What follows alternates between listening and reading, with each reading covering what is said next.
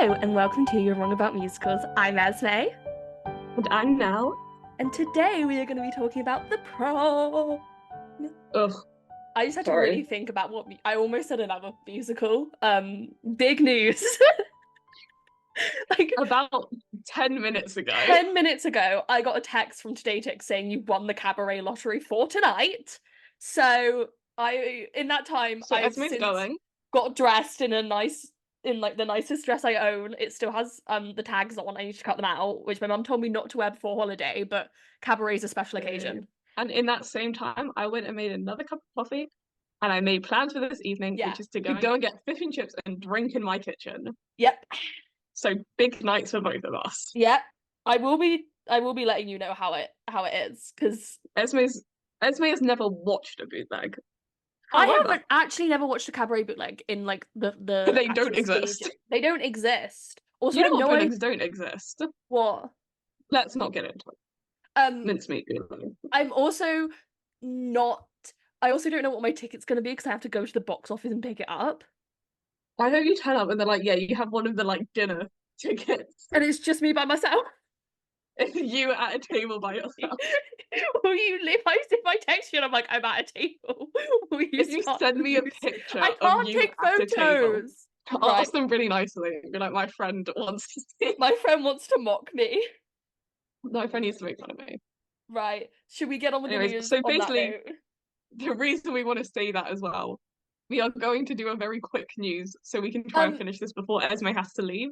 Also, if And you're next aware week, of what we can I say do, what we're doing next week yeah, now? I mean, you can probably work it out pretty easily based on what we've done in previous moments. We're doing the Tony Awards next week. Yeah. They would have happened by the time this one's out. I keep forgetting that. Yeah, they are. Yeah. So next week we'll do a recap of the Tonys. So we'll do like a big news section and anything we forget from this week. Also, 'Cause we did this very quickly. Also, I was saying before we started, I was like, there's stuff I want to mention that's been happening, more specifically the culture around stage drawing and the way it pertains to like the Great Gatsby and some other stuff that we've just been talking about amongst ourselves for a couple of weeks that I want to share, but I'm gonna do it next week. Like that was always the plan. So let's crack on. Go. First one's not even musical news. New Hunger Games, massive news for me. I love the Hunger Games. Me and my friend were talking about it before she left me for 4 months. It's fine. And we wanted a new one, and so this is what we've wanted for months. Want to play, what's her name, Maisley? Yeah. I want to play her. I think you should. I think they should You let and me, you. they should let me. I will be anyone in the Hunger Games. I love the Hunger Games. Maisley's a twin, right? Yeah. And then her twin sister is Madge's mum. Yeah. There's so much lore Okay. that I can't wait to get into. It's gonna be insane. Me and Esme look very similar, so we'll do it. We can play the twins. Yeah, we kind of do look similar. We look similar enough to pass as twins. When we saw Hollywood Love Never standards. Dies, multiple people thought we were sisters. Yeah. Only when we saw Love it's not happened since, but only when we saw Love Never Dies, multiple people were like, "Oh, are you sisters?" Sisters. Like multiple. Many people. Many such cases. Many such cases. Many such cases. Dolly Parton is doing another musical. Dolly Parton has done like 3 musicals now, and I love Dolly Parton, But so this I is never say her no. one. This is her one. It's not a jukebox, and it's called Hello, I'm Dolly. I need Hello, I'm Dolly and Hello Dolly to run at the same time. It's like a need. It's a requirement for life. Also the thing is I showed it to my mum, and before this week my mum liked 2 musicals, and I went and I showed it to her. Now it's free, possibly for the Dolly Parton one. And she went, "Oh, I'll buy tickets for that," and went to go get her purse. And I was like, "Mum, it's coming in 2026 to Broadway." Your mum would buy tickets to Broadway to go and see it. Yeah, and then she I say that as so. And I just want to make a quick note of how much I love Esme's mother. Lovely woman. And if she wanted to buy an extra ticket, I'd be happy to take it. And Esme's dad, while we're here, because I know he listens to this. Fucking love Esme's dad. She would do that and then be like, "Guys, it's a family holiday. We're going to New York and I'm seeing the Dolly Parton musical." It's a family holiday plus Nell. Plus now, I've spoken Plus about now. when I was out with my parents on Sunday. We saw Hadestown on Sunday with the family. Fascinating time. And I was talking about it with my mum, and I was like, so, if hypothetically me and Nell wanted to go see Florence Welch's Gatsby on Broadway, how cheap could you get us there for? And is it possible? Like with my age and you not having full access to it. And she's like, yeah, it is. So you could be added to the family flight deal. This is the only reason I'm friends with this. You hate planes, but yeah. Hate planes. Hate Love planes. the Concorde. Love the hate planes. I realised the way you feel about boats is the way I feel about planes. Like I'm more of a plane girl than a boat girl. We gotta keep going. We usually wouldn't say this stuff when we're recording, but we had to cut our little like chat before we start recording short because we were talking and Esme goes, I just won the cabaret lottery. And so we have to start recording now. Tony Awards. The performers are out. What just happened. People were angry because they announced all the performances and Stereophonic was not a performance. Now it is. Yes, they're letting them perform. Let the fake band perform like a real band, Tonys. I'm excited for it. I know very little about Stereophonic, but I think it's a show I will like. I'm expecting a sweep. I wouldn't be annoyed if it won Best Original Score. Yeah.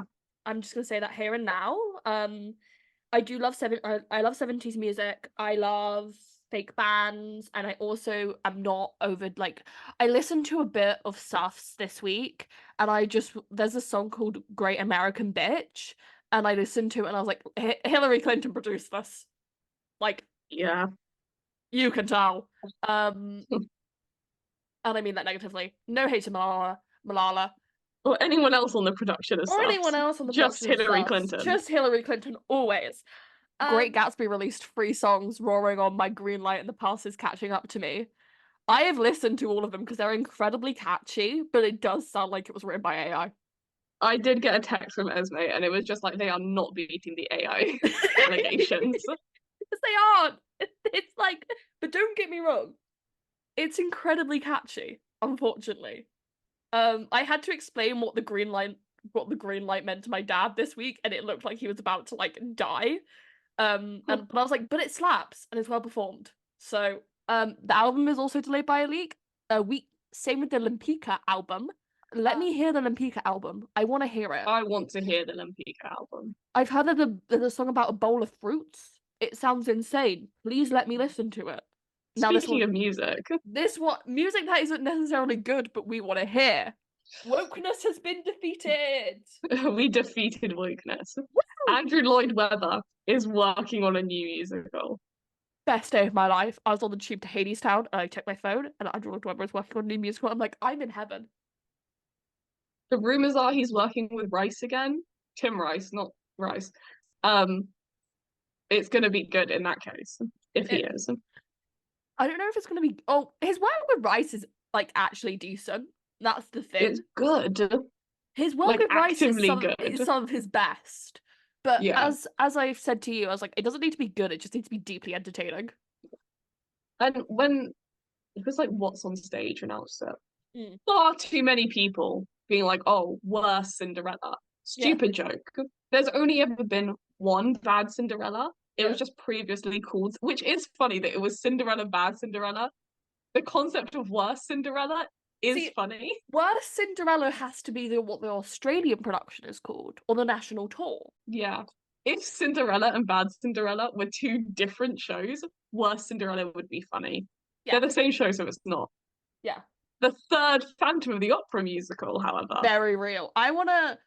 It's a possibility. I had to cut this from last week's episode because we went too long, but we spent a lot of time talking about the custody of Gustav. Let's a musical about that, Andy. Yes. I want to know what happens to Gustav. I want Gustav growing up with his 2 fathers, Raoul Vicomte de Chagny and the Phantom of the Opera. Yeah, Meg can return, played by Courtney Stapleton. We bring Meg back. Played by Courtney Stapleton. And then Andy, listen. Andy, come on, man. You could just have Gustav could grow up into you. Yes. You'd be like, I want to write a musical. Story. He'd just be like, my parents' love story was so beautiful. I need to write a musical about it. And Mm. then the like finale of the show is the overture of Phantom. Yeah. Andy, get on the phone with me. Andy, we have so many Listen, ideas for you always and forever. we need to complete the Phantom trilogy. Anywho, Starlight Express also opened. I really want to go see it. I will do anything to go and see it. we could go see that on my Thanks for birthday. liking that tweet. I We could need go, to see Starlight could Express. go see it on my birthday. There's like shows we're talking about seeing, and it's like, my parents will pay for this. My parents want to go see this, so I'll go with them instead. My parents My will not parents go will see not Starlight see Star. Express. They will not see Well, Starlight I've Express. So, you know, tried. They were both like, I'm never seeing that, Esme. I Like, no. need to see it. Like, I also keep quickly. joking about insane shows I could see on my birthday. I think Starlight Express is not one for your birthday because I don't want to trek out to Wembley on your birthday. Yeah, especially if we're drinking. Are we gonna do that one or skip it and come back to it next Yeah, week? this producer at a show who is apparently also the writer and an actor in it, Mm. um, went up on stage before the show started and was like, "We actually can't perform tonight because this actor has called out sick." Yeah. And then he was like, and he's probably actually faking. Yeah. So fuck this guy. Mm. Which is very unprofessional. Oh, And for 100%. ages, no one would say like what show it was. I found a blog. On stage blog. I might include it in the Yeah. links. Let me write myself a note. It was at the Finellis or Finellis. Finelli? It's I it's don't know. next to actually it's next to Her Majesty's. I know where it is. Yeah, it was at the Wonderville. Yeah. Yeah, the It's Finellis musical. just And one of the actors called out like an hour before call yeah. and he threw him under the bus, It's really being like, unprofessional. he's the reason we can't do it. And the blog was quite funny. Because then Yeah. it was like, and to add insult to injury, the night before was opening night and they Yeah. were slandered by critics. Yeah. People don't like this show. It's like, People do Jesus. not like it. But I mean Karma and all, as Jojo Siwa would say, Karma's a bitch. Yeah. Um, Something Rotten has got its cast for its concerts at Drury Lane, with the most notable announcement or piece of hype being Marisha Wallace is returning to it. She will now be playing B. If we had unlimited funds, we'd be at the Something Rotten if we had concert. unlimited funds, we would go see it. Unfortunately, because we don't, there are other shows I want to see more. Yes. Oh, are you going to share Which your piece of news? Your personal piece of I news? got a job. Because normally it would be like, you'd be like, please hire me. And so I was like, oh no, you. I got a job and I'm ecstatic. Yeah. I am being paid minimum wage, Yeah. and because of my age, that minimum wage is £8.60. Phantom celebrated its 15,000th performance on the West End. Yes, Big they did. news for me. I wasn't there. I half expected now to be there, be like, hey, I'm in London watching Phantom randomly. I'm just not in London right now. No. You would do that though. Go see Phantom. I would randomly. do it. Thinking we'd circle back to it here. But yeah, I know Keller closed down because of So, blood on stage. yeah, there was a leak, which was then a flood, so they closed Mm. for a few nights. It is open now. We need to go and see it. Tickets are widely available. I feel like it's gonna be like Bake Off. I want to go see it, but I don't have a lot of expectations. The night before the Eras tour. No, don't. I have a No. I have a routine planned out. Oh, I need to ask you something when we're done recording. Oh, Les Mis is turning 40 next year, I believe. Yes, it is turning 40, and Cameron has decided that he is going to let local companies do it productions to try and encourage a national tour. It's one of Because his it's more never interesting had a stunts. national tour. It has. It goes on a national tour like every so often, but unlike America, when Les Mis has just been touring since the 80s, it like tours for like a year or two. Frances Mailey McCann was Eponine in one of the tours. Yeah. It might A friend be of ours then saw her. it might be regional productions then. They basically want, because it's so focused in London, Mm, they want it to be more widely accessible. I'm gonna look. that sounds correct. Basically the reason I can look so easy is the place I live. Yes, I check the place I go to uni. Is doing a production. Is Is doing doing a production and they're doing open auditions. So I might have to become a Cosette bitch. Yeah, Because we had I this cannot play discussion. Eponine. Floyd Collins to play Broadway. Slay. Weird choice of show. Wrong Ghetto. I've been campaigning for a ghetto musical to return to Broadway. Not the one I'm campaigning for. Light in the Piazza. Bring it back. I need to listen to Light in the Piazza. Oh, one of these days I'm Esme, gonna sit you down and force you Esme's to like, you're watch the going pro to love shop. it. It's But it's it's kind of opera-y. I love opera. I don't know if you saw last night. I was just listening to like different opera arias for like an hour. Fair enough. I just got really into it. There's fully just an opera aria in the Light in the Piazza and whole sections in Italian. Dear Evan Hansen tour scam?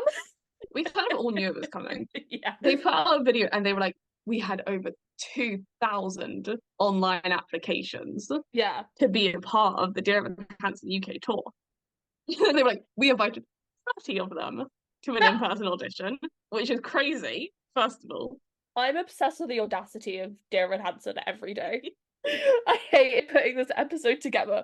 Hey, guys, a fun fact, I hate the prom now after putting this episode together. After we finished recording last week, I was like, so why do you hate the prom? You hate the prom? And for like an hour, I just like ranted at her. Yeah. And she was like, oh, yeah, I mean, I get that. And then we started recording this week. She's like, I've researched the prom. I hate it. the prom. The research is kind of half finished because it got to the point where I was writing a sentence and I was like, I can't do this anymore. Yeah. I give up. But anyways, the different Hansen thing. They invited like 30 people to an in-person audition.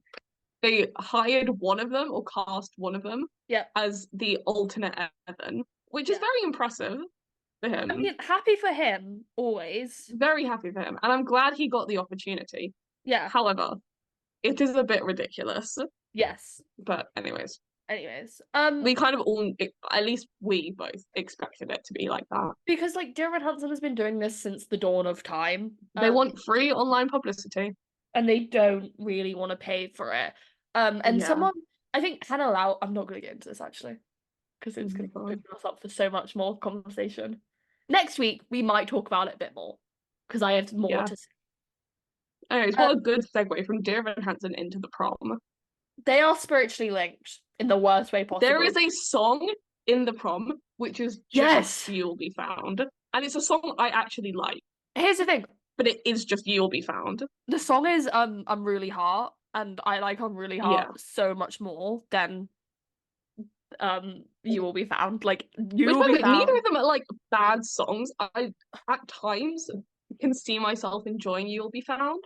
If you don't think it's like with everything with Dear Evan Hansen, if you don't think about it too much, it's a good song. It's sung very well. Anyways. Anyway. Into the prom. Let's get through this. Let's do this, bitch. We have about an hour and 15 minutes. 15 minutes. It's fine. We can do it in an hour and 15. There's not that much to talk about. Has music by Matthew Matthew Schuyler, Chad Beguiling. I don't know. We were looking into this motherfucker the other week. Beguelin? Begueling, I think so.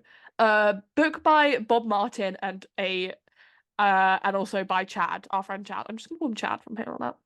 So I do just want to note 3 men. 3 men. So they want you to believe it's inspired by real events, and the case that they always cite is Constance McGillen, who was a senior in Mississippi who had been an out lesbian since the 8th grade, and who had planned to take her girlfriend to the prom, but was told she couldn't go. She could go alone or with a male date, but not a female date. After the American Civil Liberties Union sued the school district on her behalf, the district cancelled the prom. School officials then said that parents would organise private events with chaperones that Miss Macmillan could attend. She did, along with a handful of her other students, but many more who went to another prom in the same night at a country club, to which Miss Macmillan said she was not invited. This would capture the interest of celebrities, one of the biggest being Ellen. In 2010, like getting on the Ellen show was a massive, massive deal. Ellen was a lesbian. Ellen, I watched the interview. So this was like right up her street. I watched the interview. It was really sweet, actually. Even though Ellen's kind of a shit person, like the interview was. Say what you will about Ellen. Yeah, she did a shocking amount of good for like lesbian rap. Yeah, I also like that tweet that goes on every so often. This would have got you on the Ellen show back in the day. Yeah. It cracks me up. The school Ellen also gave her a scholarship and an internship. Like, again, a very sweet interview. This would capture the school district in Mississippi agreed to pay $35,000 in damages and adopt a policy prohibiting discriminations based on sexual orientation, according to a statement released by the ALCU. She was like, I'm glad it's over. And it had a Facebook page that attracted 400,000 fans. So around the same time that this was going on in 2010, Broadway producer and Encore's artistic director Jack Fatale had an idea for a musical. What if four narcissistic New York actors descend upon a small Indiana town to help a 17-year-old lesbian high school student who is prevented from taking her girlfriend to the prom? The diva performers, who think they know everything, are convinced that their good deed will score great PR and salvage their fledgling careers, but instead of helping the actors, more or less, create a debacle of everything. So, do you want to know the biggest thing that made me go, oh, I fucking hate this? Go ahead. It's not based on Constance's story. Yeah. They've said that, but yet everyone believes it is. Like, you search up, is the prom based on a real story? Her name comes up. I searched up, has she had any like comments on this? No. She's like a private woman who lives a very private life. And so I'm like, why are we doing this? Why are we bringing this poor woman into it? You know? Like, I understand the idea if it was like, oh, we had this idea and then suddenly it became real. Isn't that crazy? Mm. I don't know. It's strange to be like, this is based on a true story when it's really not.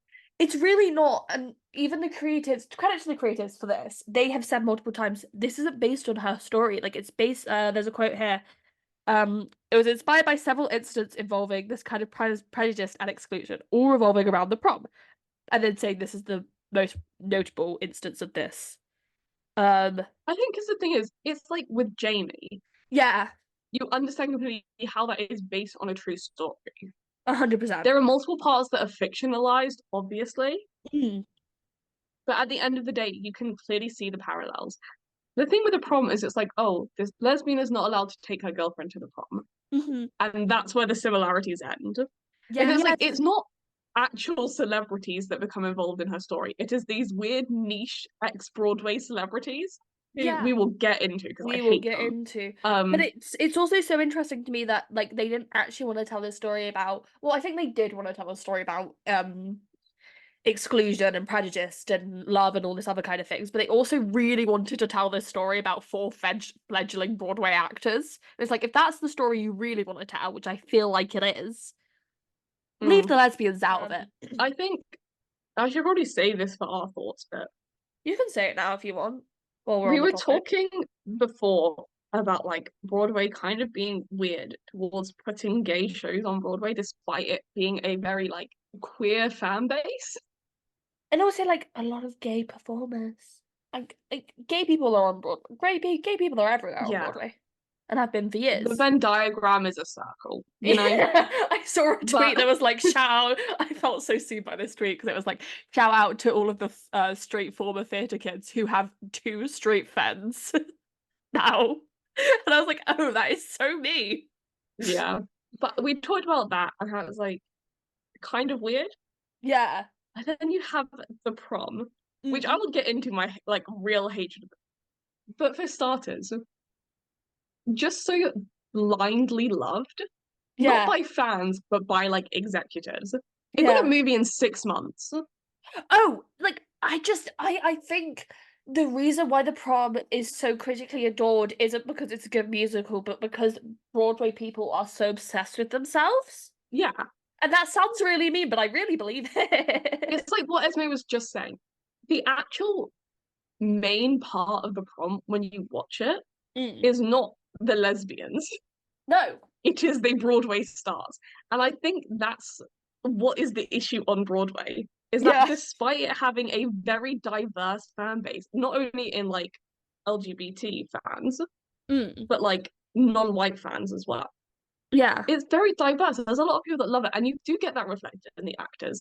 However, every fucking thing on Broadway is using those people to claim diversity points, but the Yeah. stories are never about them. At No. least no stories that are incredibly successful. And if they are, then they're like the Miss Saigons of the world or something like that. Yeah. And I guess you could say Hamilton is the exception because even though that is technically a story about a white man, Yeah. the way it is written and performed with its borderline all non-white cast is telling a story about non-white people. Yeah, it's been so You know, you have to recontextualized. think about it, but it is there. Yeah. The Prom is just, It's just what if it's these four white Broadway guys were yes, and they're all failing, yeah. because Broadway is failing right now. They're in the What if they Eleanor could get better? Roosevelt musical, which is a spin on Hamilton, and one of them is in the non-equity tour of Godspell, and one of them stuck in the Chicago chorus for 20 years. It's like, what's wrong with any of those things? And we were saying again, we were saying this last week when we weren't recording. When we were just bitching, we were fully just It shouting is about the it. same problem I have with Dear Evan Hansen, which is Yeah. that if that was the story about these celebrities using marginalized people to better themselves in their careers by pretending to care, Mm. that's a very interesting story. And if the consequence of that story was that the two lesbians, Emma and Alyssa, I think are their names. Alyssa, yeah, the Alyssa only is reason why I know her name is Emma and Alyssa Alyssa. Green. Alyssa Green. If the consequence of that was Emma and Alyssa realizing, hey, we can't rely on celebrities, it's grassroots foundations, we have to get the support of Yeah. other queer people, community and all of that. Yeah, yeah, yeah. And it was like we can't rely on celebrities who are only using us to better themselves. Interesting story, Mm. you know. At least right now, if it was still playing now, topical. Understand different time in 2019. I think 2019 still was a bit like, yeah, we were nearing the point we're at Obviously, now. yeah. I think it like the reason you're not getting the Prom anymore, Mm. I would say, is almost, but I think there is a direct link to the criticisms that celebrities faced during the Black Lives Matter movement of being Oh, like, you actually don't care about this. You are just using this so that you don't get cancelled. and it's That interesting. I think that is the kind of reason you don't get the Prom, because suddenly you're going to watch it and be like, well, these celebrities aren't the good guys. Mhm. These are bad people, And that is the which reason I isn't really think, done in the Prom. yeah, that's the reason I think why there is such a differing critical response from the musical into which was reviewed in 2018 to when the movie came out in 2020. We were Early months 2020. late Oh December. no, late 2020. December. Yeah. So we had been through the pandemic was in full swing, Black Lives Matter movement was going on, the election was going on, so there was a lot more happening politically and with activism wise. So for this story to come out meant something very different. Yeah. And I think like that's not I understand that 2019, despite being what 5 years ago, was a Yeah. very different time. Like their kiss at the Macy's parade was a big Oh yeah, I controversy. have something written about that, yeah. Yeah. And I think it is a very good thing that it happened. And I'm glad it happened. And I'm glad that it was able to do that through its success. Like I'm not saying the Prom is bad in what it achieved, Yeah. because it did a lot for like gay rap on Broadway Yeah. It in a meant a very lot weird to way. it meant like Emma specifically meant a lot to people. I am just saying I'm just saying. that Pick one or the other. it Pick the Broadway feels stars or pick performative. To yeah. this day, it feels performative to me. Yeah, And I 100%. like a lot of the songs, but I specifically like Emma and Alyssa's songs. I prefer Breathe and those, Really yeah. Heart and Alyssa Green are I Just Want to Dance with You, Yeah. and maybe the reprise of that are like the five songs that I think are good in the show. And it's kind of the only five songs those characters have. Yeah, it is bad. Like, and when we get to the Tonys and who The was leading only and other stuff. song I accept as being a good song Yeah. is the Promposal song. I don't remember what it's called, Oh, I but know that song's exactly what good. it is. Oh, and I just had a thought about it. You happened. I have a Yeah, thought I'm going to share when we get to that our song thoughts. is like good, but it's good in an entirely different sense. That's Yeah, just a good it's song. just like a good comedy musical song. It's like, So fuck it, that one can stay. yeah, Jack I'm Patel rewriting the Prom. It has those five songs, and you and nothing happened. else. Yeah, Nothing else. Jack Patel was working with Casey Nicholaw, who is, you know who Casey Nicholaw is, Mean Girls, Aladdin, Elf, Book of Mormon, Drowsy Chaperone. Once I found out the similar creative teams to the Drowsy Chaperone, I was like, oh, so this is why it is the way it is. Okay. On the project, and he pitched the idea to Nicholaw, who fell in love with it, the possibility of these worlds colliding.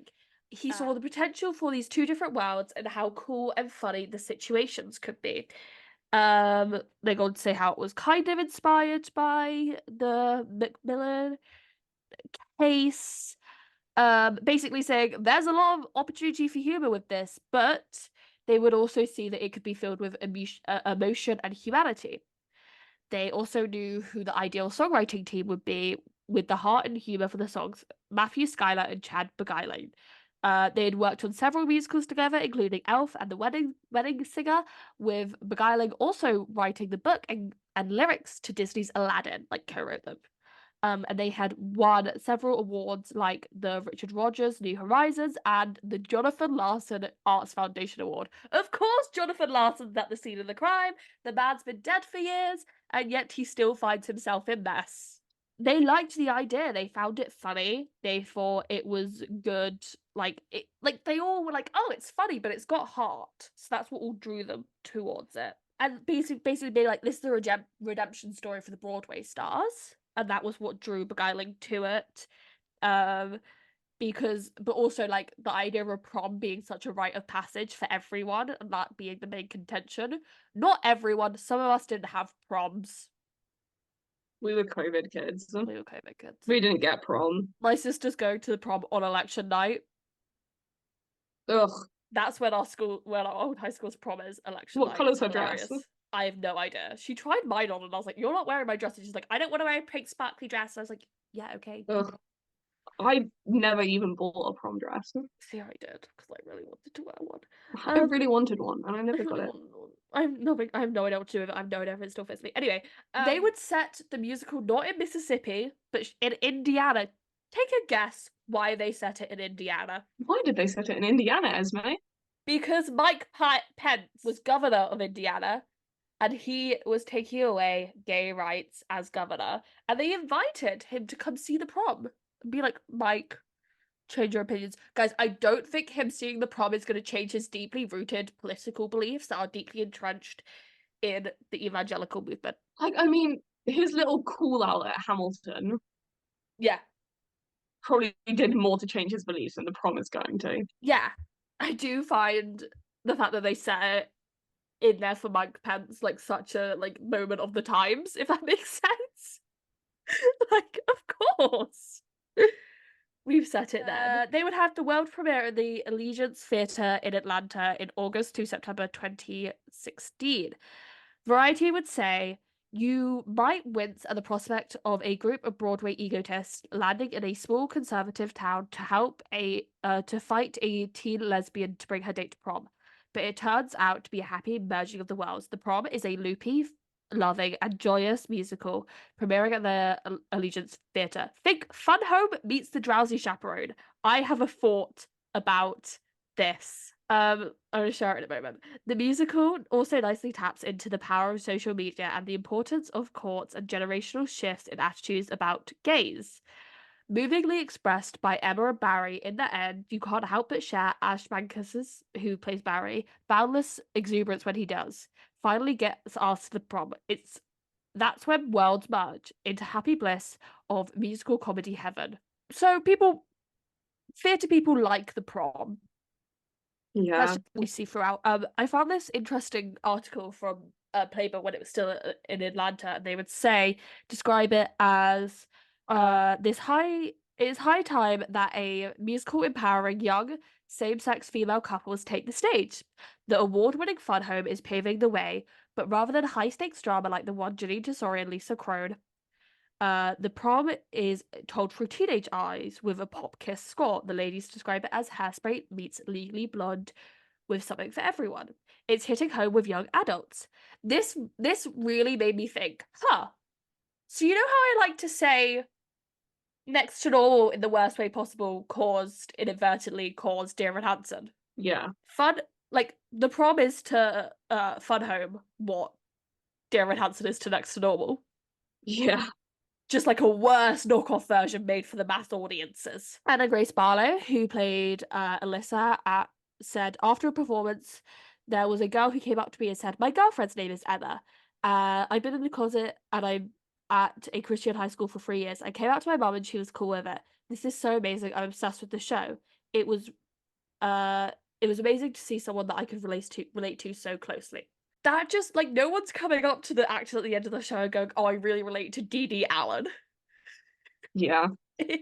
except from the New York Times. They begin performances on the 23rd of October 2023, and they would open on the 15th of November, not 2023, 2018. And they would open officially on the 15th of November. The reviews, the New York Times would give it a critic's pick. The prom begins with the theatre critic for the New York Times, and he writes a pan so poisonous that the show he's reviewing dies on the spot. It's ridiculous. It could never happen. At any rate, it won't happen now because the prom, which opened on Thursday at the Longacre Theatre, is such a hoot. You now is Sorry, cackling. it's such a funny concept to have your show open with these actors going, the New York Times killed our show, and then the New York Times going, we would never do that. We would never do that. Talk to Frank Wildhorn. Like, imagine you're reviewing a show and you really like it. Yeah. But the start of the show is them being like, the New York Times is evil. They killed our show. They hated it. It's such you know what? That's another good part about the prom. That bit is so ridiculous that it is good. New York Times hate. I like the whole I like the issue. Oh, I'll save this for when we talk about it more full. Yeah. We're so close. We're so close. With kinetic dancing, broad mugging, and belly anthems, it will make you believe in the musical comedy again. These days, that takes some doing. However, after all the pain is in the air, so many consists of what's allowed to be funny. Oh, I want so badly the New York Times theatre critics take on cancel culture. Do we find the heart and permission to laugh? As if with many musicals, the authors of the prom begin by holding up a distorting mirror to the theatre itself. The show is shut down by a horrible critic in a musical about Eleanor Roosevelt, which features a hip-hop number. It stars Dee Allen and Barry Glickman, who are narcissistic gas bags who mistake their exhibitionism for humanitarianism. As if with many of the Golden Age musicals, they latch onto the subject of topical importance, using the gravity to anchor their satire, and their satire is leavened to earnestness. In full Hairspray mode is where the show most succeeds. I think the problem, and I know you're going to read this bit next, but Hairspray in particular is also like a comedy musical. I've just realised what I have to say next, and I don't want to say it. Which bit? Like segregation in Hairspray, or for that matter, racism in South Pacific, anti-gay intolerance offers a comfortable target and a teachable moment. I think it is a good point though, because I get what they're saying. I actually won't talk too much about South Pacific because I'm not familiar enough with it. Yes, I'm done. To include it in this blanket statement that I'm going to make. Yeah. But in Hairspray and the prom, what they are criticizing is very surface level. Yeah. Like, even the bullying we see Emma going through at the start, it's like, oh, what's the fucking line? So who's the other lesbo at this school? Yeah. Is she an exchange student? Maybe. Maybe you can Why don't you her back. exchange her for a guy? We both haven't listened to this musical since maybe 2020. I just remember that. And we could just say that. And then that whole thing about like the Bible says all of these rules. So if you follow, yeah, I get the comparison, but like the bullying you're seeing, it's not. This sounds really rude. It's not that bad. Like even Dear Evan Hansen showed more extreme bullying. Yeah, I mean, it's very surface level. It's like, oh, they're kind of mean to her about this one very specific part of her personality that has only come to light in the last few months. They hate her for it. Yeah, and they do. Like, I think that's why and that's not right. You should, love thy neighbor. You shouldn't hate people. And that's kind of all the show criticizes. Yeah. And in Hairspray, it's the same kind of thing where it's like, maybe we shouldn't discriminate people based on how they look, whether they're black or if they're fat. These are equally bad things. They are comparable. They are comparable. The discrimination people face for those two things, exactly the same. Exactly the same. Our civil rights savior is a 16-year-old fat girl named Tracy Turnblad. And her mother. And her mother, who hasn't left the house, whose name is Edna. Hairspray's insane. I have no idea how to feel about it. Yeah. but like it is comedy, but what it is criticizing is very surface level. Like there is a lot more nuance to the topic, Oh yeah. but at least in Hairspray, it acknowledges that. Yeah. And I think I'm recalling this correctly. Like the black characters bring it up Yeah. Like, that there is, this isn't all of racism. Like there is obviously more. and they're only focusing it in Baltimore. Like they're not doing it anywhere Yeah. else. I'm trying to think. I might have to check that because I'm really worried I'm just making it up to prove a point. Because Hairspray, Hairspray, I think we've talked about this before, not the best. there's a Like, rumor that they're gonna bring it back to Broadway in 2024 and Isa and just kill it. It's a period piece. Kill it. Like I have really weird feelings yeah. towards it because I love the soundtrack. It was one of the first like musical soundtracks that I really loved. I have a lot of very fond memories of me and my friend like dancing to it in her living room. Mm. However, do I think we should be producing Hairspray in the year 2024? No, probably not. There are better shows that convey the message you want, if that makes sense. Yeah, there's a little bit in Nicest Kids in Town Oh, yes, that, yeah.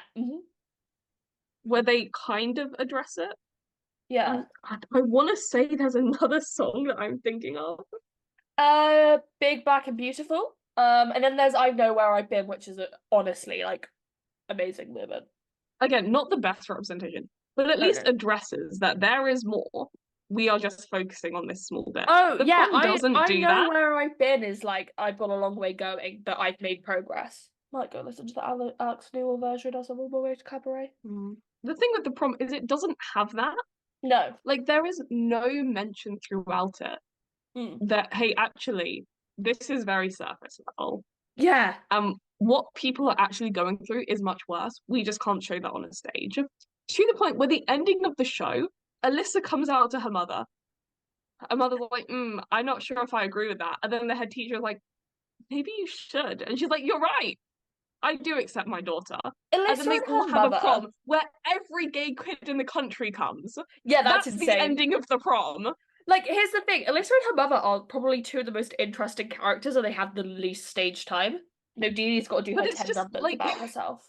and I really do understand the idea of, hey, we want the ending. All like Mm. gay media is sad ending where it's like one of them kills themselves or, Yeah, they bury your can't be gays. together. Yeah, I understand that this is a very real problem. And that's why, I want to like the prom. You want to champion the prom and be like, hey, we can have musical comedies. Yeah, Not this the one. parts that are good of the prom are Yeah, okay. yeah, Whereas even with Dear Evan Hansen, the parts that were good in Dear Evan Hansen are good. They are yes. like genuinely good, like storylines, songs, characters. So big, so small. Where even like Requiem. Requiem, all good, like Yeah. genuinely good. The prom, It sounds okay. also, it also just kind of sounds like everything else. I'm sorry. Yeah, Should I read the review? Continue. yeah, I've yeah. not finished this New York Times review. Um, Sorry, I really hate this show, so no, I'm no, going to talk no, no, about it a no. lot. I was saying to my dad actually, he was like, "What are you doing?" And I was like, "Oh, the prom. It's about lesbians, but not really. So I'm just kind of gonna let Nell run her mouth." I hate it. I went into this episode being like, Nell's just gonna run her mouth for a bit, and I'm gonna be like, "It sounds like everything else," because Yeah. I am a straight woman and so can't really like level like good criticisms about it. Emma, the girl at the center of the storm, turns out to be perfectly adjusted young woman with no satirical qualities except maybe her wardrobe. Though smartly played by Caitlin Kinnunen, was provided with intolerant parents we never meet, the character is written as somewhat blank. This seems strategic towards me. The lovely romantic ballads Emma is choosing to sing with tides like Dance With You and Unruly Heart, completely anodyne, yeah. Or would be if it weren't for the context, which turns them into breakthroughs. But like but the other Indianans are blurrier, as if the authors couldn't quite decide how much ribbing they could take. The local teenagers might as well be from Bye Bye Birdie, and they evolve from antagonists to allies, with the scarcest of provocation. basically saying they are like basically saying what you were saying about the bullying not being that bad. It's just, I think the simplest way I can put it, which I feel like I should say now because it's going to be something that a lot of my criticism will revolve around. Mm. There are no stakes Yes. throughout the story of the prom. And at the beginning, you might think there are, but Yeah. as you go through the show, all of the stakes are just removed. Yeah. It's not like they defeat them. Like, It it's like not like Emma homophobia goes on is this still massive, a national issue by the end of the prom. yeah, but it's not like she goes to all the students and they like don't like her, but she convinces some of them. Yeah. It is literally she goes and she says, "Hey guys, maybe you shouldn't hate me for being a lesbian," and they're like, It's not "Fuck, it's not fuck, why didn't even you say that earlier?" it's like that song Love Thy Neighbor. It's like, oh, I don't actually know the Bible. Maybe I will be homophobic now. Yeah, it's like, oh, hey, Christians can be hypocritical. Well, fuck. Well I guess fuck, I have to accept gay people now. I don't want to be stoned in the town square, so I have to not be a homophobe. Like, I think a lot of what they are trying to say is a good point. Yeah. And I also want to make it clear, maybe I am too picky Eh, because since the prom came out, there have been various shows that have done, and not just like musicals or theatre shows, but just various like media in general Yeah. that have created very good representation. Yeah. And so I'm like, well, if they can do it, why can't the prom? I mean, And the in a thing is, the post prom, Heartstopper world, it is hard to remember a time. yeah, and obviously, like Heartstopper was a book at Yeah, the but time, like going but mainstream yeah, in a yeah, way yeah. it wasn't before. And I think even you get stuff like Star Kid. Mm, That was 2018. Was you got pretty clearly that what's her fucking Alice. name? Alice. Alice Um, was a lesbian. was a lesbian, and that's like tiny rap. She is barely in the show. She's barely in it and then she dies. R.I.P. Alice. You would have loved Yeah, Heartstopper. I worry that I've just been spoiled so much since. Not spoiled There's because just there been still is not better. enough, but There's there just has been been better. options. That now I'm looking back and I'm like, oh well, this is shit then, and it's always been shit. And I think it's kind of true that it could have been better at the time. But like when you've got Fun Home as well, which I mean, Fun Home is sad, but it's also complex. Like it doesn't have. Do you get what I'm saying? Yeah, I guess for me, it's the thing is I don't feel that I should have to settle for Yes, representation because 100%. straight stories is everything under the sun. Yeah, we If have the it all. prom was somehow about a straight couple, Yeah, I could criticize it for saying, "Oh, it's not developed enough. This is lacking. The message isn't there." And you'd yeah, be like, "That's so true," because every other story in the world can do all of those things. yeah, But the problem is, I say that, and you're saying, "Well, what else do you have?" You kind of yeah. have to like it because if you don't, you've Then got you've got nothing nothing else to else. watch. Yeah, I get that. And I don't think that's fair. No, yeah, that makes sense. Like And it's like you're allowed to not when like every piece of media that's for you or representing you. it's like I don't think Yeah. every single non-white person in the industry should Mm. have to perform in Hamilton first. Oh, yeah. And then be like, well, I don't care if you don't like it. What else are you going to perform in? I don't Because care that you have if criticisms of I playing a somehow slave got into the owner. industry, yeah, if I got into the industry, I wouldn't have that restriction. I could audition for anything. Yeah, Whereas like they shouldn't be stuck having to do something because there's nothing else. yeah. They And should so it's have. like if I want I love comedy musicals, you know, Oh, yeah. Beetlejuice One of my up at the top favorites. for me. Talk Everlasting is quite funny, Dark although it also made Everlasting me is lose it's my also shit. sad. I cried so much at the bootleg. Never Yeah. watched a bootleg, but cried so much at it. But it's like I love comedy musicals. And if I want one that appeals to me because it has lesbians in it, I Yeah. shouldn't have to settle for one that isn't as good as the rest purely Yeah. because it has lesbians. Also, it's like the point of the prom is not about the lesbians, kind Yeah. of. It's about narcissists. It's just there are zero stakes. And so the Yeah. focus is the comedy. Yeah. the comedy is reliant on this very like Niche group of people. serious topic. Yeah. I think it's like Improving Lives, which is where they decide that they're gonna go to Indiana. They're like, let's go get that little lesbian her prom, and it's meant to be funny. Yeah.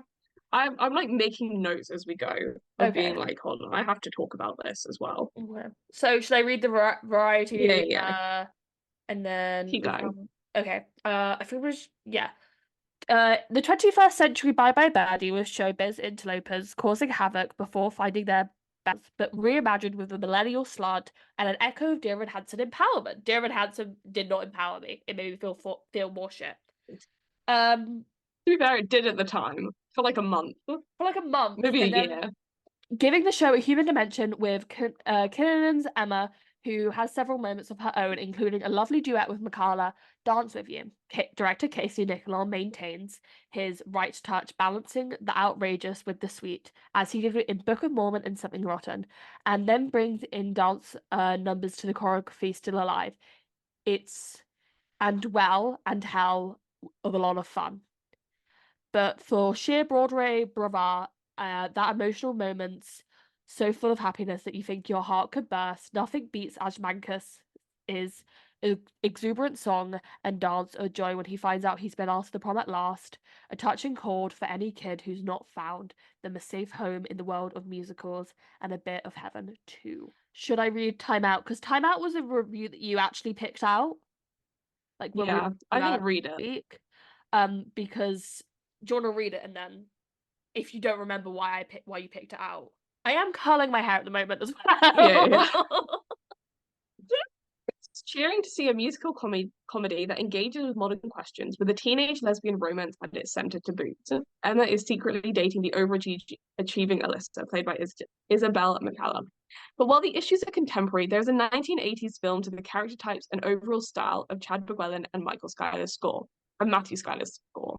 which resembles their work in The Wedding Singer. A stronger dose of reality in the lyrics in the book by Bogwellin and Bob Martin would better justify the show's eventual turn to a sentimental education. But Casey Nicolau's peppy direction helps give the show enough momentum to power past its narrative plot holes and occasional bumps of heavy-handedness.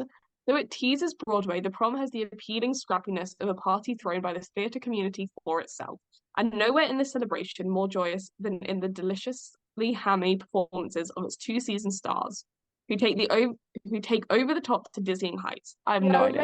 I remember his name from being said at the time. I think it's Oh Ash yeah. Davis. Again, this was when we were Um both chronically online, like yeah. the first time around. Never seems more than a hop, skip, and a jump away from actually skipping and jumping. And Liebel churns her big number, a pastiche called The Ladies Improving, into pure show tune butter. It's not the show, it's them. They're lovable. Do you remember why you mentioned this review specifically? Kind of, but not really. It was I the was in a only heated it was argument, the only one that mentioned lesbians specifically. which is crazy. Yeah, because we ran like a lot of the reviews together for this. Um, Yeah, and that you were like, oh, this is the only one that says the word lesbian, yeah.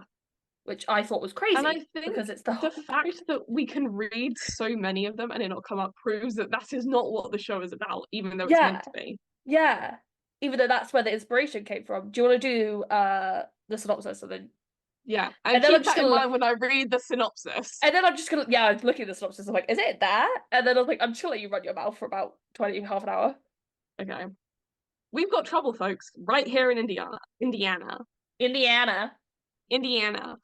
the And home of when Mike Broadway's Pence. brass and when Broadway's brassiest hear a student is unceremoniously sidelined from a small town Indiana prom and the press is involved, they are ready to kickball change the world. Tell me, guys, why was the student banned from the prom? Why is she not allowed there? Is the student a girl? We don't even know that. Does the student have a name or is she just the student? The student. And I think the synopsis implies what I would prefer the show to be about. Because the little bit of Broadway's brassiest here that this student is in trouble and the press is involved. And it's very much like, oh, it's going to be a comedy about these celebrities it's trying to almost use young people's problems to not better themselves, but improve improve their their careers. social standing. I almost Yeah, wish that like the student was Emma, whatever her name would be in this version, was standing for a worst cause. I think because I think which one was it that quoted, not quoted, but referenced like Book of Mormon and stuff? Variety. Yeah. Yeah, as he did in Book of Mormon and Something Rotten. The thing with Book of Mormon and Something Rotten is that the issue they are criticizing Mm. kind of ridiculous. Yeah, it's like ignorance. Like Something Rotten is the idea of, hey, Shakespeare, what if he was a prick Yeah. and he was writing musicals, but he was also like a rock star and Yeah. we wanted to take him down, but we don't succeed. Insane concept. Done very well. So And they're able done to very well. tell all the stupid fucking the main character's name is Nick fucking Bottom. Like they're able to tell all the stupid jokes they want and make fun of as many theatre people as they want without bringing gay people into it. Yeah. And even with Book of Mormon is obviously more serious because there is, I don't think undertone is the right word because it's very overt, but Mormonism it's is not Mormonism racism. oh yes. Well, it's not what they show is focused on. It is what the show is about. By That choosing to makes go to sense. Uganda, yeah. Because it's like the show is making fun of Mormons. Yeah, 100%. And part of that is being like, isn't it ridiculous that these guys are this racist and Yeah. stupid? And they're claiming to like help the people of Uganda when they don't actually know Yeah. anything about Uganda. And I think that that all makes sense because it's, oh, this is a problem. But Mm. the problem is because there is power in humor. Yes. Like there is like the idea of making fun of the Mormons of being like they are so stupid, you know, what they Like are doing is bad, yeah. but they're so stupid, why does it matter? Mm. Like, why are we letting these guys continue doing this? Isn't that ridiculous? Yeah. Same with Something Rotten, even though the stakes are also non-existent in Something Rotten, where it's like, isn't it stupid? It's Yeah. Shakespeare. Yeah. Like the amount of power Shakespeare has is fucking insane. Yeah, and I something not something Book of Mormon has its own criticisms that I could talk about. I don't want to right now because I'm angry about the prom. Angry about another case in a musical. Ah. Ah. If the prom was like, isn't it funny how all of these celebrities keep latching onto like ongoing social issues to try and better their careers, even though they have like no idea about it? Yeah.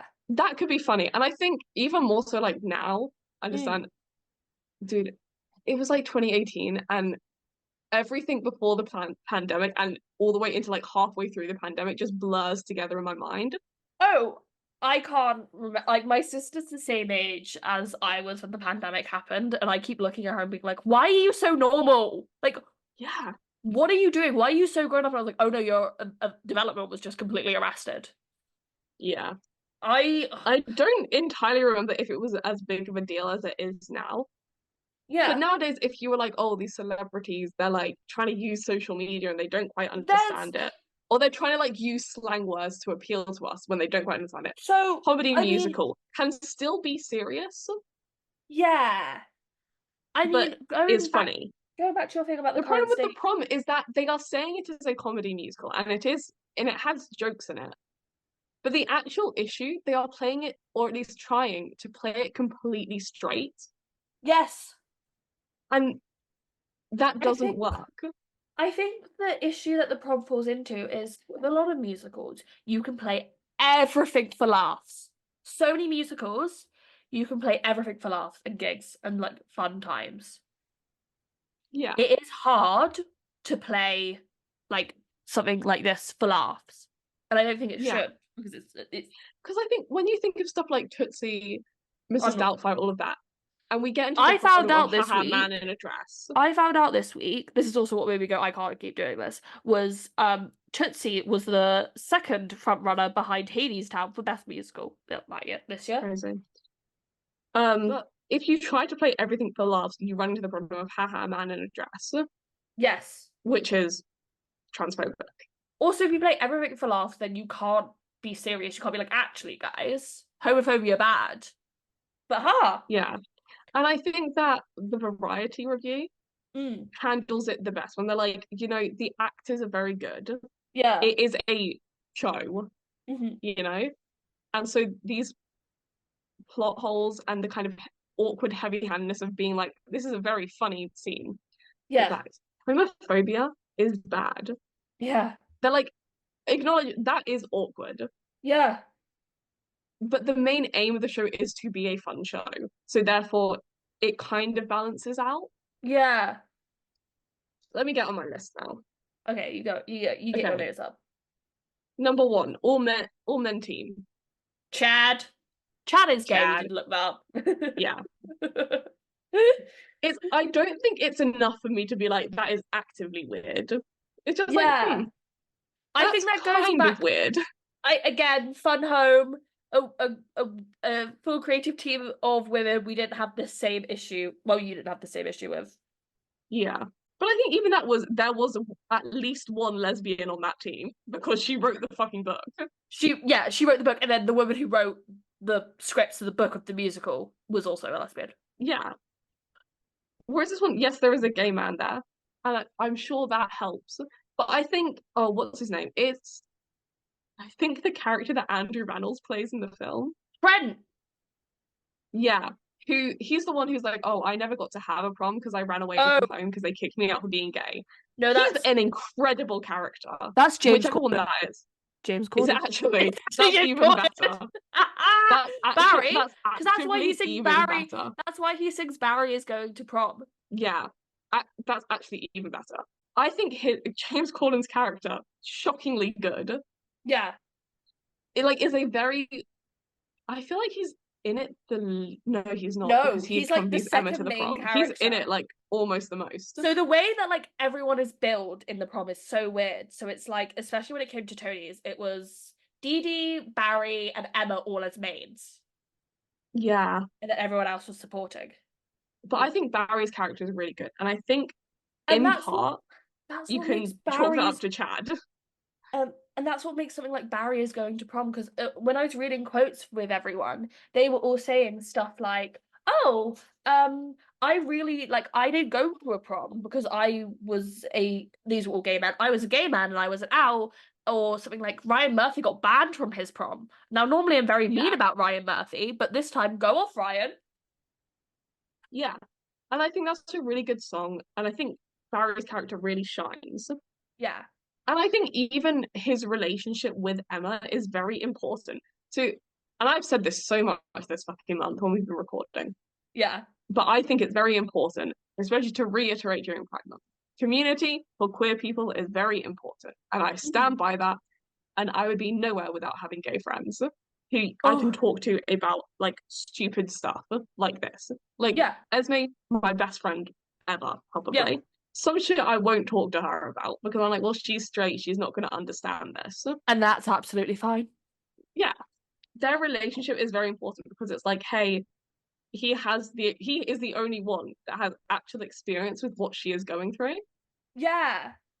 and does the most and well, everyone else, and I might be misremembering this slightly, but everyone else is very focused on changing everyone else's mind.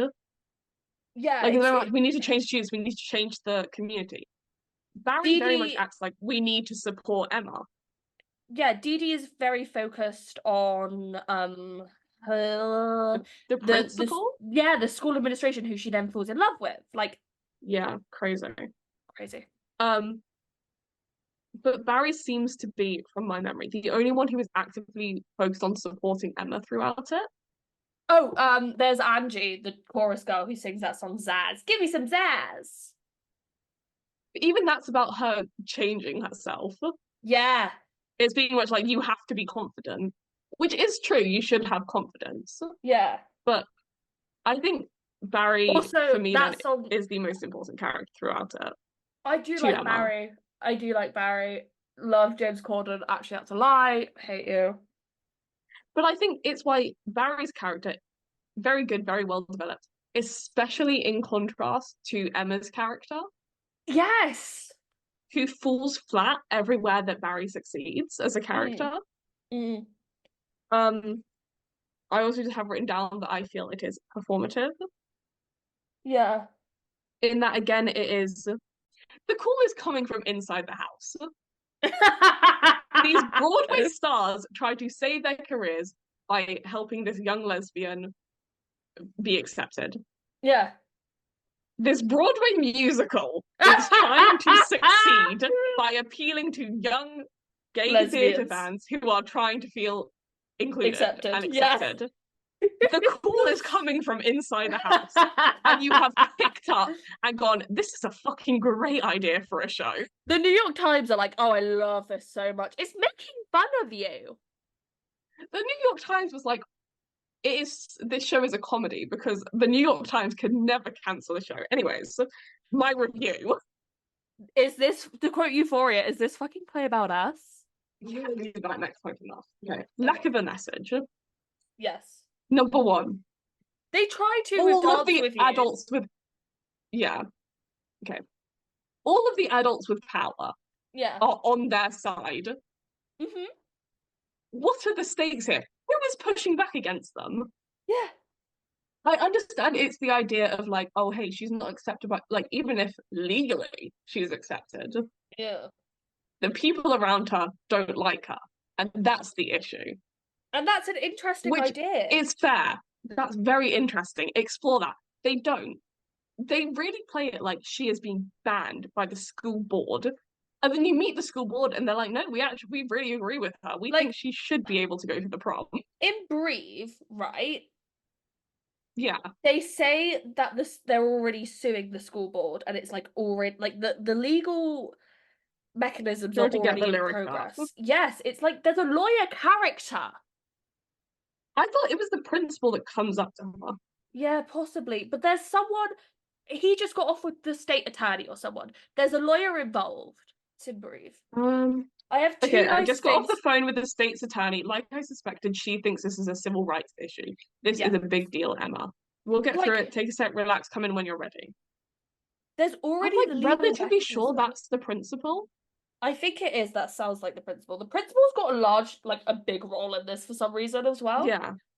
The biggest issue is not that everyday people won't accept you. Well, that is an issue. Yeah, Mr. Hawkins, it is the principal who comes in and is like, I'm on your side. And then he falls in love with Dee Dee. But it's... Yeah. The issue is that, like, systematically, there are laws preventing this from happening. And they will call them into effect whenever they want. Because they don't like gay people, you know? No. It feels very fitting to do this episode right after Chaperone. I was about to say Chaperone has been called out for all of this. I love you, Chaperone. Because basically she refused... The thing is, okay, I will use her as an example because I love Chaperone. She turned down performing at the White House, but is performing in red states and places with a bathroom bill. Well, and people are like, how dare she? When the issue is, shtick. She's all about queer community in states that need them more. That's why her album's called Rise and Fall of the Midwestern Princess. Yeah. The thing is, there are queer people in those states who deserve to go to a Chaperone concert. Yeah, who are being discriminated against. And if she can say, hey, look at me, I'm an incredibly successful pop star now. Yeah. And I'm gay, and I came from where you are standing. Yeah. You know, you can get out of here. You can, you know, escape what your fucking state is doing to you. Mm-hmm. She also donates in, like, from all of her shows in those states to organizations that are actively trying to stop those bills from taking place. But the thing with the prom is they're just like, actually, the state is on our side. It's just this random PTA that doesn't like this. Even though we chose to set it in Mike Pence's homes, the Mike Pence's state, because he's going after gay rights, we're actually going to ignore all of that. Yeah, wow. Like, again, I think every single criticism I'm making is based on something that is mentioned or implied in the show. And that is also, I think, the biggest problem. Yeah. And that's part of my issue with its lack of message, is it brings up all of these things or implies all of these things. Yeah. And then does nothing with them. Okay, yeah. It could be very interesting to say, hey, despite, again, 2018, how much pro-queer legislation has been passed, Mm. they are still heavily discriminated against, not necessarily from the government all the time, but from just other people. Yeah. Interesting point. Very interesting point. It's just not ever displayed like that in the show. It's just like, well, if you tell these people that they're wrong, they'll change their mind. Because bigots love being told they're wrong. Fun fact, go up to your local Yeah. bigot, say you're actually wrong, and they'll be like, you know what? I am wrong. And I think it's also like this lack of acknowledgement that the actors are using this social justice issue. Yeah, Is this social random justice the right 17. phrase? It is a Yeah. social justice issue. Yeah. Civil rights in the show. They call it civil rights in the show, so I It guess. is civil rights, yeah. And they are trying to get But they use, justice. yeah, they're using this like random issue for their careers, Yeah. but that's never really addressed. It's implied that this is the joke, but then every joke they make after is not about that. And they also make some like, oh, is Indiana town so backward? We New York elitists could never. It's And then is it Andrew Reynolds' character where he's like, oh, but I grew up in a small like town like this, so I maybe think I you're can change their I minds. think you're confusing James Corden and Andrew Reynolds' character for your I'm relatively information. sure I'm not because it's the one Okay. who sings "Love Thy Neighbor." Oh yeah, that's Andrew Reynolds. That's what I'm thinking. Fun Let me find fact, it. I know someone who was in the Prom movie. Dear Lord. Yeah, Trent decides that he may be. I'm sorry, I'm reading from the Wikipedia Go page. ahead. Trent decides that he may be able to change the minds of the youth of the town due to his small town upbringing. He confronts a number of students about how they and their families break the word of the Bible every day and how hypocritical they are being. He encourages them to love thy neighbor above all in the song Love Thy Neighbor. That's Andrew Reynolds' character in the movie. Yeah, that's Andrew Reynolds. That's Trent. I don't And like I the understand amount. what the joke there is of them being like, haha, this small town is so shit. Yeah. I am from a small town, but now I'm in New York. But now I'm a New York And it's the thing, elitist. stand alone, all of these jokes are funny. Yeah. If they weren't, if the show wasn't about what it's pretending to be about, Oh yeah. again, if it wasn't so focused on one issue and it Yeah. was trying to be more broad, then Yeah. the show would work a lot better. 100%. The final thing I have written down Mm. is that it's an industry plant. Oh, can we name the And I episode? Can we name truly the believe episode this. an industry plant? Yes, because I truly believe that it is an So do industry I. plant. The second you said industry plant, I went, I know exactly what you mean. Just for reference of a time frame, the musical started in 2016 in Atlanta. Yes. It went to Broadway in 2018. Already kind of crazy. And it opened October 23rd, 2018. Well, previews October 23rd, 2018, opened November 16th, 2018. Yeah. And closed August 11th, 2019. Yes. So do you want me we're gonna quickly Can I just say the next bit? Yes. The movie. Okay, so I have some information about how that movie came about so fast. That's what I was gonna say. Do you want to hold off that? Or do you want to say it I now just and want to then say go back when to it came out. Yeah. It came out December 4th, 2020. Mhm. It started in December 2019, suspended in March 2020 because of COVID, and then resumed in July. Basically, a year Yeah. after it closed, it started filming a movie. Yeah. And how long has it taken us to get the Wicked movie? Years. So let's talk about like some of those points you just raised a bit more, because that's actually a really nice segue. Do you have any more written down or No, that's it. on? I just don't like this show, and I'm really worried that I'm coming across. Well, no, I just have an issue with everything. No. There's I stuff want that to you reiterate like. again. I want to like this show. You I used want this to. to be my favorite show. I used to love this show. Guys, again, I'm a lesbian. This shit should be my show. Nails Gaze, you If it should be came sat to around London, going. I would audition for Emma or Yeah, Alyssa. you I should would be love sat to around play going, them. I love Emma, I love Alyssa. They are like great, but instead you're like, actually, fuck this shit.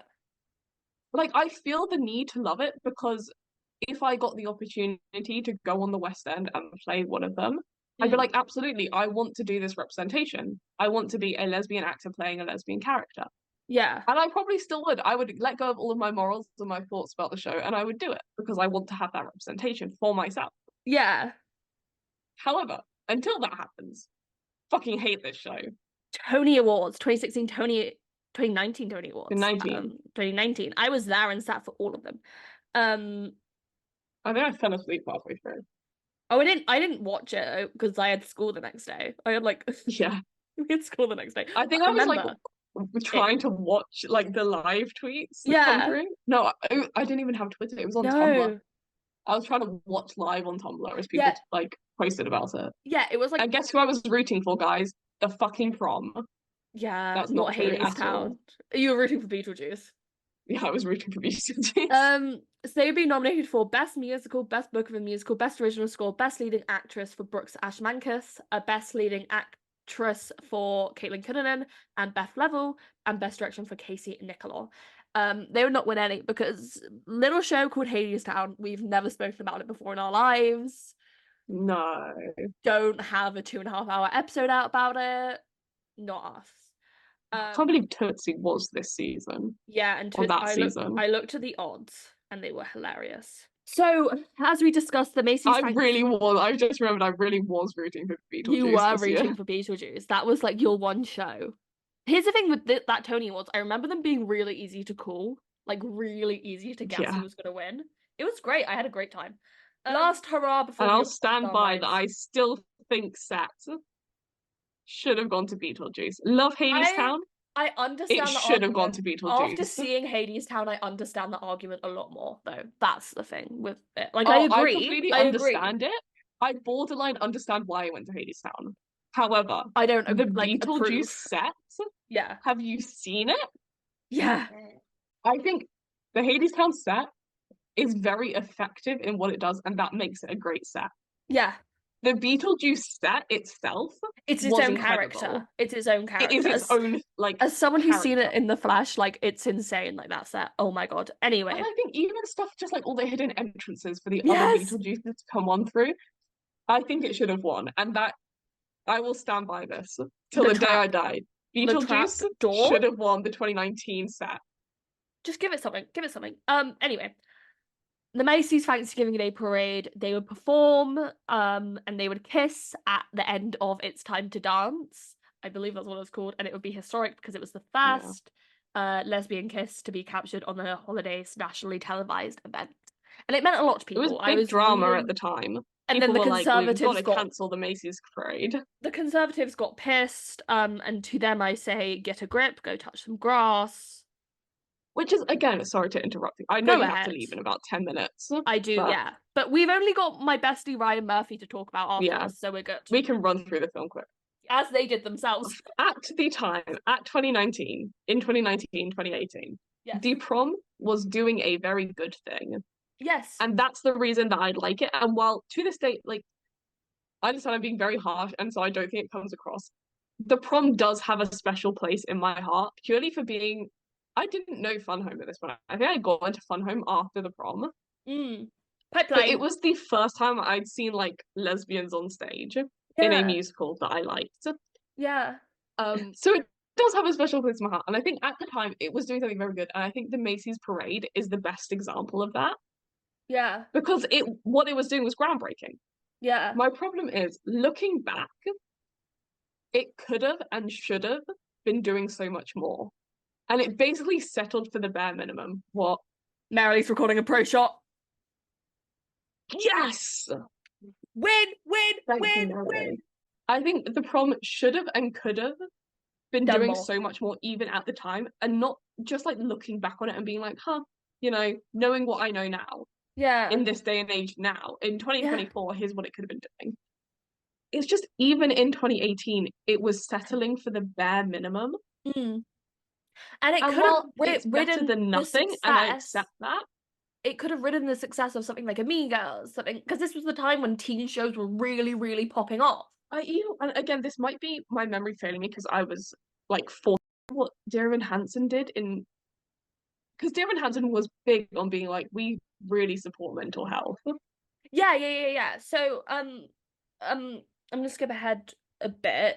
Yeah. But the way that the film came about was that they did a charity performance with benefiting the Martin Heck Institute, GLAAD, and the Trevor Project with having stars as Sarah Jessica Parker, Glenn Close, Jane Krakowski, Ben Platt, Gus Kenworthy, Bernard, Laura Dreyfus, Jeanette Mock, Matthew Morrison, of course Matthew Morrison's there, Bernadette Peters, Billy Porter, Andrew Reynolds, MJ Rodriguez, and Christian Siriano, and Trevor CEO Amit Paisley, among others, in the audience with Murphy. So it was like this benefit concert that where Ryan Murphy was like, I'm making a movie of this for such great representation with Netflix, who he had signed a fair $300 million deal with.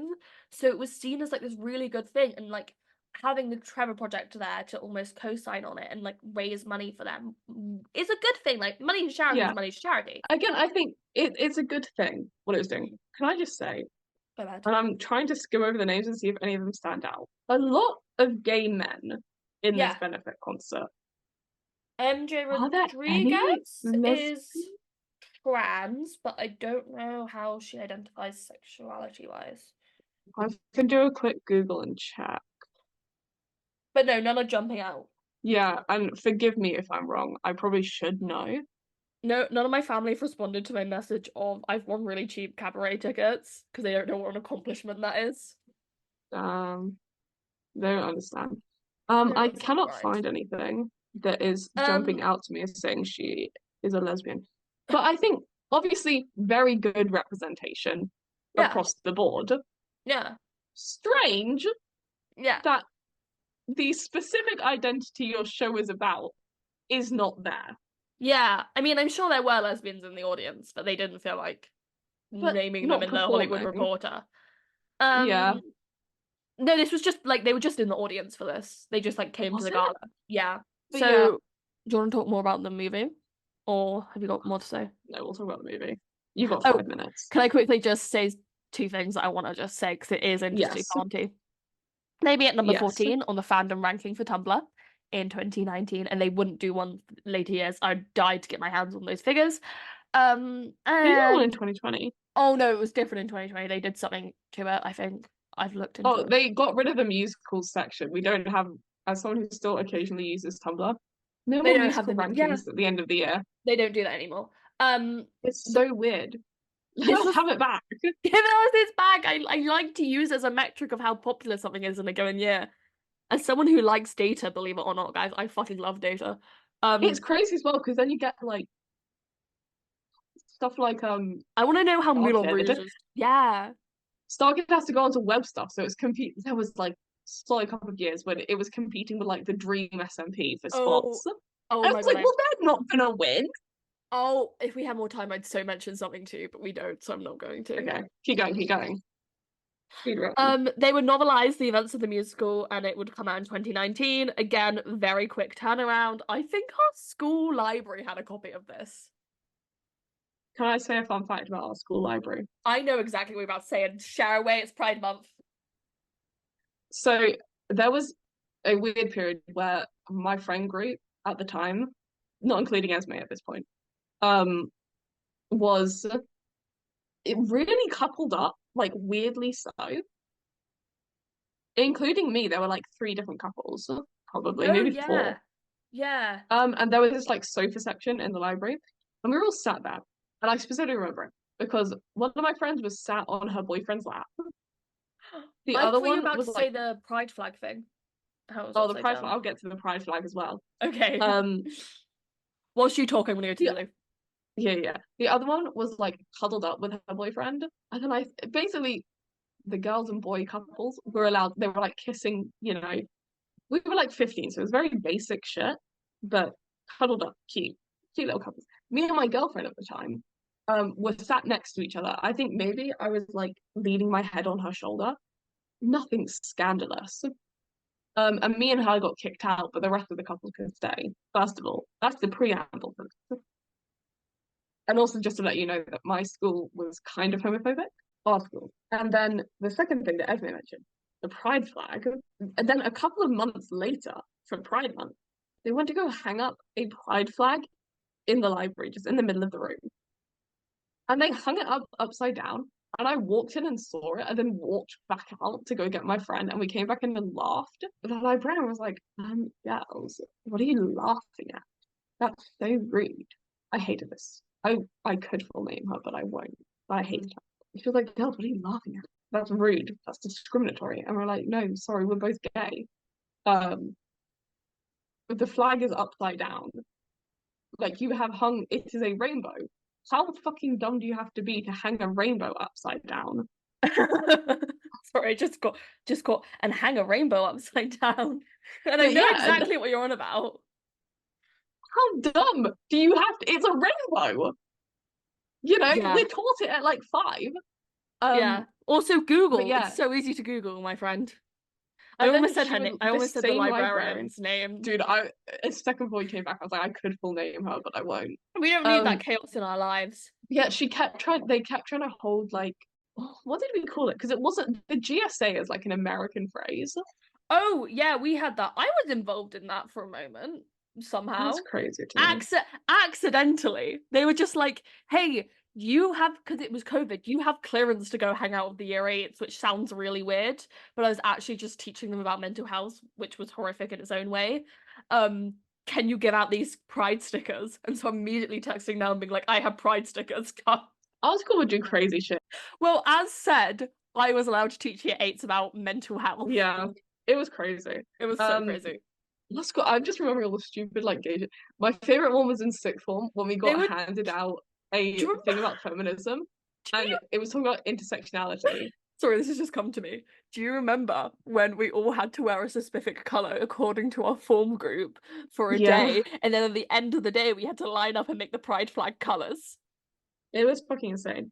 But we got taught about intersectionality and like feminism, and they Yeah. gave us a leaflet, which I have to assume was checked by multiple teachers, and it included the phrase that I kept getting in trouble for laughing at these things and then having to be like, Yeah. I'm not the one that should be getting in trouble for this. Hey, this is But this they is had a phrase my and it was like, oh, intersectionality was for like non-white, and then the phrase LGBTQIA plus yeah. and trans women.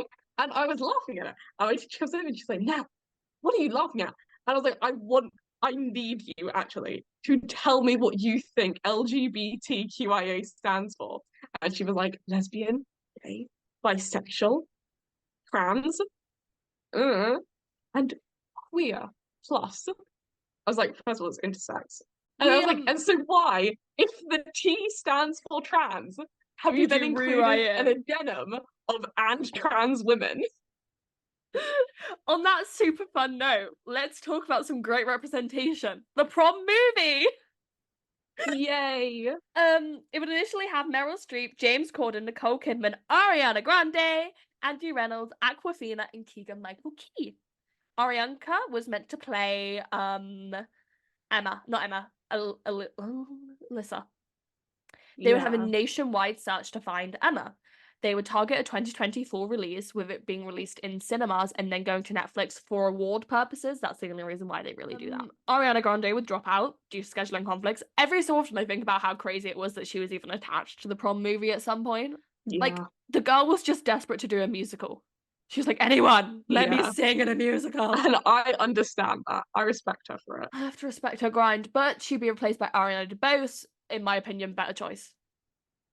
I fucking love Ariana DeBose. Also joining the cast would be Joe Ellen Pellman as Emma, and Aquafina would drop out and be replaced by Kevin Chamberlain from Jessie. Fucking love Kevin Chamberlain. He's Can I just say amazing. though, Go ahead.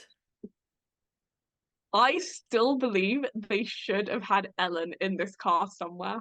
Yeah, it would have Just been a as a nice cameo. homage. Yeah. I really think they should have had Ellen. And they could have And I recorded know it this was like right before, at the tail end of all of her controversy. but they could have recorded it before and been like, hey, Ellen's just there, guys. But I think they had James Corden. They could have had Ellen. I wish Oh, they did. I've seen the Prom movie. Have you seen the Prom movie? yes, I have seen the Prom movie.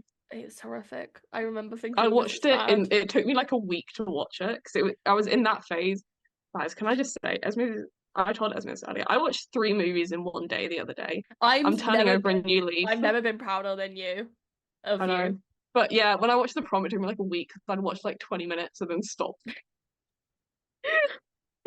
Anyway, The Hollywood Reporter would say about it. And like everybody's talking about Jamie, a London stage hit with a comparable plotline is also headed to the screen in February.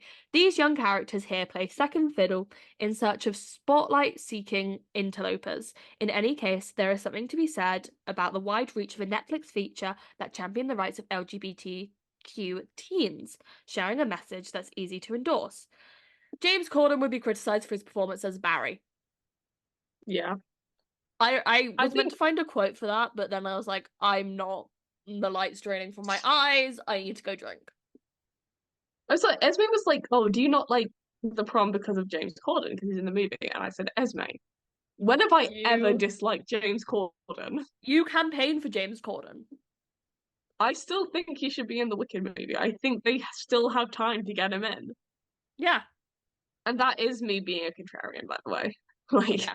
She's not being about but the I Les Mis think movie. Like I genuinely think the she 2012 Les genuinely Mis movie likes is the Les really Mis good. movie. I love it. I was actually talking with my friends about it the other day My friend was talking about because it one like of them was unrelated to musical theatre. She just was like, "Oh yeah, Les Mis movie is it's a great movie." And I was like, one of my close friends who really loves musicals loves the Les Mis movie. it is a good movie. Yeah, I think basically the reviews of the movie sum up what I'd say but what I've been trying to I say. second that. I Yeah, do yeah, second your opinions on it. yeah, yeah. What we've been trying to say this whole episode, which is just that because I think the movie reviews were so much more critical. Yeah. I do think basically post-pandemic, Mm. there was a realization that what the prom was doing was the bare minimum. Like even in that Hollywood Reporter review, Yeah.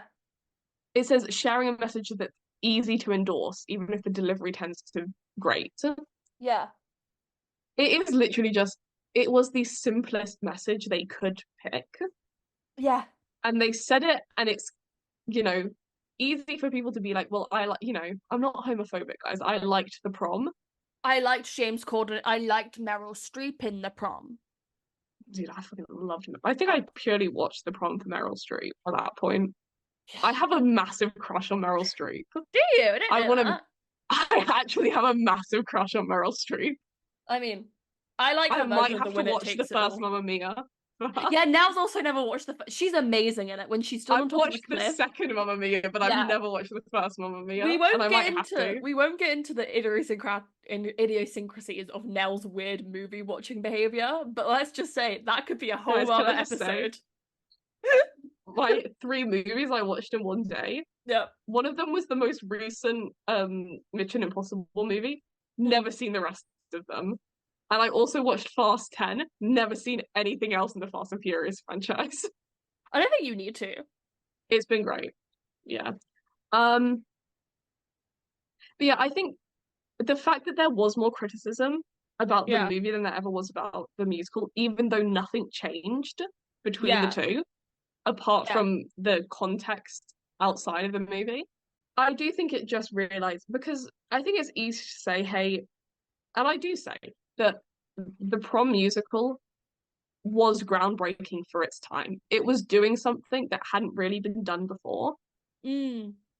And while Fun Home is objectively better Yeah. than the prom, it The is prom is not more as palatable. palatable. Yeah, palatable Yeah. for a commercialized Putting movie. on, yeah, a big fun dance number in the middle, having songs like You Happened, which are good songs. Oh, my other good thing about the prom is I like the fact that kids are doing it.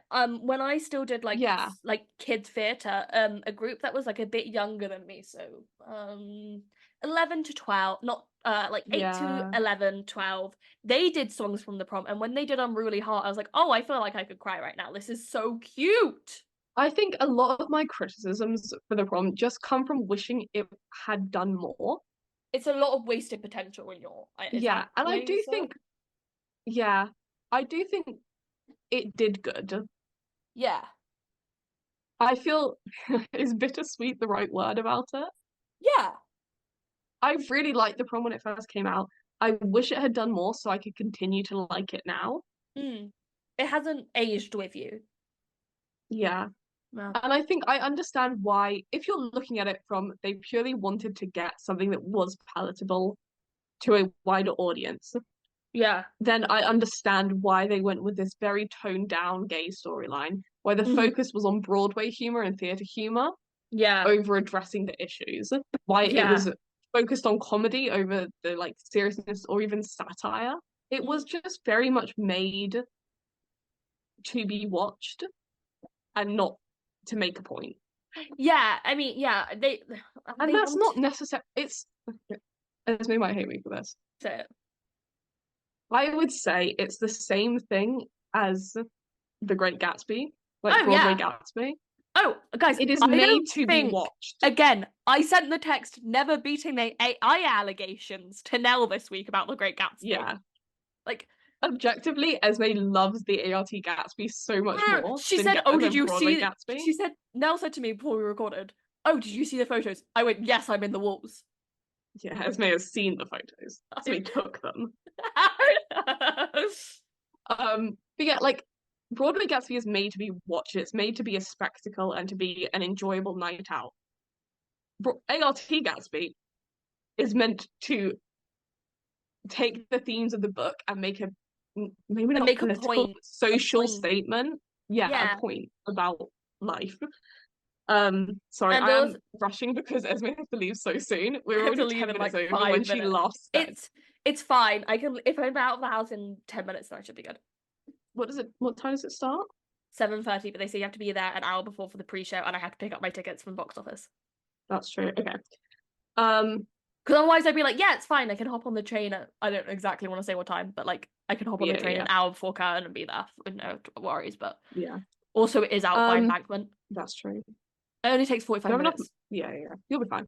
I'll be fine. I'm not I'll too just worried. If I was, we'll I'd be try like, and wrap up in we'll try and wrap up in 5 minutes because that gives you like 45 minutes exact to get there. yeah, Yeah. yeah. I feel like I've gone from being very angry and hateful about the prom to being like bittersweet about it, which is how I feel. There are like musicals that sometimes I go into episodes and I'm like, I'm gonna be a bitch about this, and then I get to the end of it and I'm like, I feel bad for it. Yeah. It's like I wish I could redo the prom. I wish you could do something like what they did with Sunset Boulevard. Yeah, Jamie Lloydify it, but like not. And not even that, I just want to take it and just restage it or re-emphasize it so that Yeah. a different thing is talked about. Mm. I think that would be very hard to do without me like buying the rights and rewriting the entire script. Without you getting the direct What blessing if from I them. write a musical about the true story that the prom isn't based on? Oh, what? So like buy Candice's life rights and be like, I'm doing this. Is her name Constance? Constance, Her yeah. name Sorry. Constance. Her name is Um, Constance. Sorry, my I brain just is remembered because misfiring. guess why I remembered why her name was I Constance. know why you remembered why her name was Constance. Yeah. Um, But yeah, like I could ask her and be like, hey, can I write a musical about your story I'll make to it good. rival the prom? I'll call it a prom. um, I don't think it's aged well. I'm sad because it could have been something good, but less mad about it as I am with Dear Evan Hansen, you know? I think the thing is because David Hansen is still trying to be relevant today. But Yeah. the prom very much seems like, hey, it was this period of like 2018 to 2020, Mm. like a 2 year period, Yeah. and now it has lost all cultural significance. Yeah. That's also It's that's a something. nice like time capsule of that time. Yeah. And while I don't think it's the best one, you know, No. everyone was fighting for more and it was doing the bare minimum in terms of like gay and specifically lesbian rep. It What you was gonna do? fine. It was fine. Anyway, Tony's next on Sunday. Tony's next week. Tony's yesterday. Yesterday. We'll talk about them next We week. will talk about them next week. There's also some other like discoursey stuff that we want to get into, which was always going to be pushed to next week. I know what's going down in the Great Gatsby fandom, and let me just say, I don't approve. Do you know what's crazy? What We are going to have to record so early next week. we are because we're going to the Eras tour, We're going to the Eras tour. and So I'm I have to moving. travel back to London I'm and also have a job. moving. I'm also moving Yeah. next week. So like next week is like very intense. We're going to have to record on Monday. We're like Monday or Genuinely on Monday. Oh my god, we're gonna have to record on Monday. We're going to have Because you're busy guys, Tuesday. yep. Just for reference, all of the news we talk about next week is going to be from this week that has just happened for you. Yeah. So And nothing new. Anyway, and then the week after we'll talk about how Taylor Swift played McCavity at our show. Guys, if she plays Beautiful Ghosts, yeah, I've won. If like Andrew Lloyd Webber walks we out, should make one of those won. TikToks where it's like, if she plays Beautiful Ghost, I'll never be mean about Andrew Lloyd Webber again. I've never been mean about Andrew Lloyd Webber. Okay, the podcast. If she plays Beautiful Ghost, I will buy tickets to Moulin Rouge the musical and go and see it. Okay, what will I do if she plays Beautiful Ghosts? Esme will come and see Phantom with me again. I'm down to see Phantom already. What will I do if she sees Beautiful Ghosts? You don't want to... I think we should both go see Moulin Rouge. Yeah, I was talking about how I hated it with my parents the other day when we were in London seeing Hadestown. If she plays Beautiful Ghosts, we'll go see Moulin Rouge. You'll go and see Moulin Rouge. Yeah. If she plays anything else, I guess we'll have to go see Hadestown. We'll have to go see Hadestown. We'll have to go see Hadestown. And we're saying that now, so honestly, anyway, ironically, you have to leave. If she plays You're on Your Own Kid, I will get a tattoo. Unironically. Okay. I mean that. I'll be with Esme. If she plays London Boy, I'll get my ears pierced. She's gonna play London Boy. You'll get your ears pierced. I need to get my ears pierced anyway, so oh yeah, forget you don't actually have your ears pierced. Alright. I don't have my ears pierced. Fun fact about me, I don't have my ears pierced. Yes. Bye-bye.